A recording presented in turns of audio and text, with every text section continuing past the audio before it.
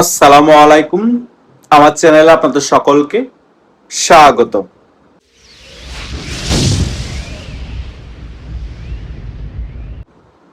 Sheikh Hasina Telegram বার্তায় আবারও হুমকি দিয়েছে। তিনি বিএনপি, জামাত, এনসিপিকে উদ্দেশ্য করে বলেছে, আমি বাংলাদেশে খুব শীঘ্রই ফিরে আসছি, তোমরা প্রস্তুত আছো তো? খেলা এবার মাঠে হবে, ঘাটে নয়।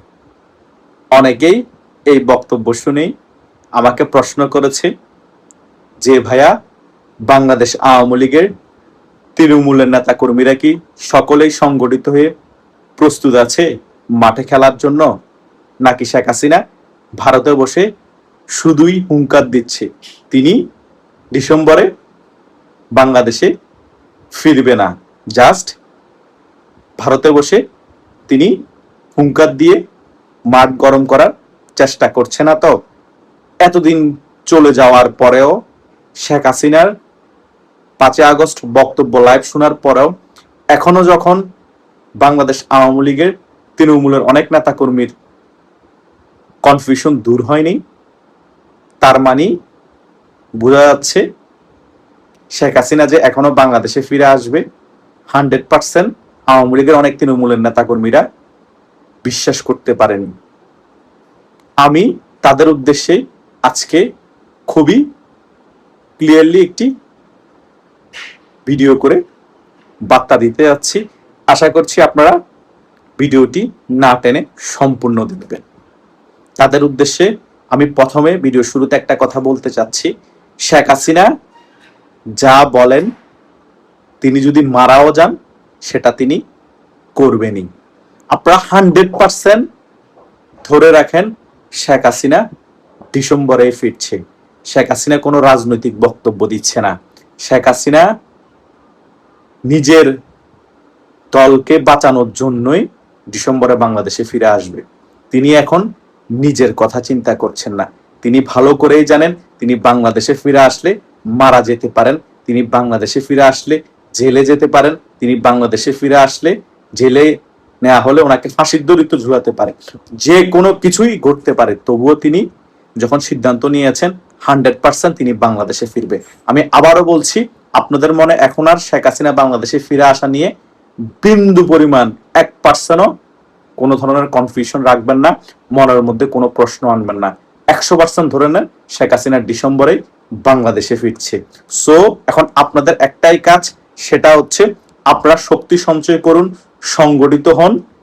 কোনো গ্রুপিং থাকলে নিজেদের মধ্যে সকল গ্রুপিং মিটিয়ে ফেলুন, এবং সকল গ্রুপিং মিটিয়ে ফেলে সকলে ঐক্যবদ্ধভাবে কিভাবে শেখ হাসিনা বাংলাদেশে ফিরে আসলে রাজপথে নামবেন, মাঠে খেলবেন, সেদিকে এখন ফোকাস দেন। শেখ হাসিনা তো ক্লিয়ারলি টেলিগ্রাম বার্তায় বারবার বলছে খেলা মাঠে হবে। বিএনপি, জামাত, এনসিপি কে বারবার বলছে প্রস্তুত থাকুন।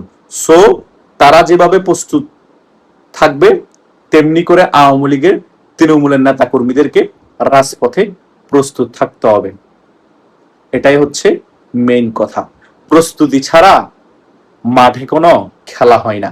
আর সংগঠিত হওয়া ছাড়া, শক্তি সঞ্চয় করা ছাড়া এবং প্রস্তুতি ছাড়া রাজপথে যদি আওয়ামী লীগের নেতা কর্মীরা নামেন তাহলে কিন্তু রাজপথের খেলায় আমরা জয়লাভ করতে পারবো না। সো সকল প্রস্তুতি এখন থেকে গ্রহণ করতে হবে এবং রাজপথের খেলায় আমাদেরকে এই জামাত, বিএনপি, এনসিপি কে হারাতে হবে। হ্যাঁ, এটা সত্য, তাদের সাথে পুলিশ থাকবে, র্যাব থাকবে, বিজিবি থাকবে, আর্মি থাকবে, সকল কিছুই থাকবে। কিন্তু এটাও মাথায় রাখবেন, এখান থেকে 60 থেকে 70% প্রশাসনিক লোক যখন আপনারা রাজপথে শক্তি সামর্থ্য দেখাবেন তখন আওয়ামী লীগের পক্ষে এসে দাঁড়াবে। তাই ওইভাবে আওয়ামী লীগকে প্রস্তুতি শেখ হাসিনা বাংলাদেশে ফিরে আসার আগে সারিয়ে ফেলতে হবে।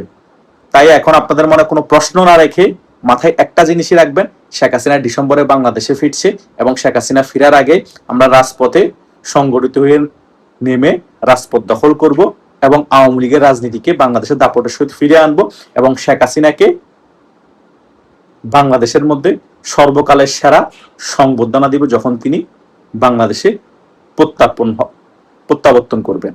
সো এই বিষয়গুলো আমাদের মাথায় এখন ঘুরপাক খেতে হবে। আমাদের মাথায় কোনো ধরনের নেগেটিভ চিন্তা আনা যাবে না, কোনো ধরনের কনফিউশন আনা যাবে না। বিএনপি, জামাত, এনসিপি অনেক রাজনৈতিক বক্তব্য দিয়ে আপনাদেরকে কনফিউশন করার চেষ্টা করবে। তারা এমন ভাবে বক্তব্য দিবে, তারা বুঝাতে চেষ্টা করবে শেখ হাসিনা অসুস্থ, শেখ হাসিনা এখনো বেঁচে নেই, এর মাধ্যমে শেখ হাসিনা বক্তব্য দিচ্ছে এবং শেখ হাসিনা ডিসেম্বরও বাংলাদেশে ফিরে আসবে না। তাদের এই সকল বক্তব্যকে আপনারা কোনোভাবেই গুরুত্ব দিবেন না। আপনারা একটা জিনিসে ফোকাস রাখতে হবে, সেটা হচ্ছে শেখ হাসিনা বাংলাদেশে ফিরে আসার আগে নিজেদেরকে সংগঠিত করতে হবে, শক্তি সঞ্চয় করতে হবে, রাজপথে নেমে রাজপথ দখল করতে হবে এবং শেখ হাসিনা যে বাংলাদেশে ফিরবে ডিসেম্বরে সেটাও 100% শিওর। সে সকল বিষয় মাথায় রেখে আপনাদের এখন থেকে কর্মকাণ্ড চালিয়ে যেতে হবে। এটা আমি কেন বারবার বলছি, আপনারা 7-8 দিন 10 দিন ঠিক থাকেন, কিছুদিন যাওয়ার পরে বিএনপি, জামাতের, এনসিপির কিছু প্রোপাগান্ডার কারণে আপনাদের মনে আরো অনেক প্রশ্নের জন্ম নেয় এবং অনেক ধরনের কনফিউশন জন্ম নেয়। তখন আপনারা উল্টাপাল্টা আবার প্রশ্ন করতে শুরু করেন এবং উল্টাপাল্টা কমেন্ট করতে শুরু করেন। আপনাদেরকে আমি বুঝাতে পারছি না, একটা জিনিস আপনারা ফোকাস দেন, মাথায় একটা জিনিস সেট করেন যে ডিসেম্বরে শেখ হাসিনা ফিরবে এবং তার আগে আমাদেরকে অনেক বেশি সংগঠিত হতে হবে, শক্তি সঞ্চয় করতে হবে এবং শেখ হাসিনা ডিসেম্বরে ফিরলে আমাদের শেখ হাসিনাকে রাজকীয় সংবর্ধনা দিতে হবে এবং শেখ হাসিনা বাংলাদেশে ফিরে আসলে বাংলাদেশের রাজনৈতিক প্রেক্ষাপট চেঞ্জ হয়ে যাবে। এই সকল বিষয়গুলো আপনারা মাথায় সেট করে ফেললে আর কোনো প্যারা নাই। কথা বুঝতে পেরেছেন? বিএনপি, জামাত যা বক্তব্য দেখ না কেন, বালাস্টার ফুয়াদের মতো নেতারা টকশোতে গিয়ে যা প্রপাগান্ডা ছড়াক না কেন, এগুলো 2 পয়সার দাম নেই। তারাও একটি রাজনৈতিক দল, তারাও অনেক রাজনৈতিক বক্তব্য দিবে, কিন্তু আমাদের নেতারা যে রাজনৈতিক বক্তব্য দিচ্ছে এবং বাংলাদেশ আওয়ামী লীগের সভানেত্রী কি বার্তা দিচ্ছে টেলিগ্রামে, সে সকল বিষয়গুলো আপনারা মনোযোগ দিয়ে শুনতে হবে এবং যা নির্দেশ দেয় সেটা মনোযোগ দিয়ে পালন করতে হবে। তাহলেই না বাংলাদেশ আওয়ামী লীগ খুব তাড়াতাড়ি ঘুরে দাঁড়াতে পারবে এবং শেখ হাসিনা ডিসেম্বরে রাজকীয় প্রত্যাবর্তন ঘটাতে পারবে বাংলাদেশে। এখন আমরা যদি চারিদিকের খবর শুনতে থাকি, আমরা একবার এক এক জিনিস মাথায় নিয়ে ঘুরপাক খাই, তাহলে আমরা নিজেরা সংগঠিত হতে পারবো না, শক্তিও সঞ্চয় করতে পারবো না এবং শেখ হাসিনা বাংলাদেশে ফেরার আগে আমরা রাজপথে নেমে রাজপথ দখলও করতে পারবো না এবং শেখ হাসিনা যদি ডিসেম্বরে বাংলাদেশে ফিরেও আসে তখন আমরা ওইরকম ভাবে প্রস্তুত হতে পারবো না রাজপথ যাতে আমরা নিয়ন্ত্রণ নিতে পারি। তাই আমি সবসময় কিছুদিন পর পর আপনাদেরকে এই সকল বিষয়গুলো আবার নলেজে দিয়ে ক্লিয়ার করার চেষ্টা করি যে আপনারা যে সকল বিষয় নিয়ে কনফিউশন আছেন সেগুলো দূর করে এক সাইডে রাখুন। সে সকল বিষয়গুলো মাথায় আপনারা আনবানো না, আপনারা 2-3টা বিষয়ে ফোকাস দিবেন এবং শেখ হাসিনাকে কিভাবে বাংলাদেশে ফিরিয়ে এনে রাজকীয় সংবর্ধনা দিবেন সেদিকে আপনাদের মাথায় রেখে কাজ করা উচিত।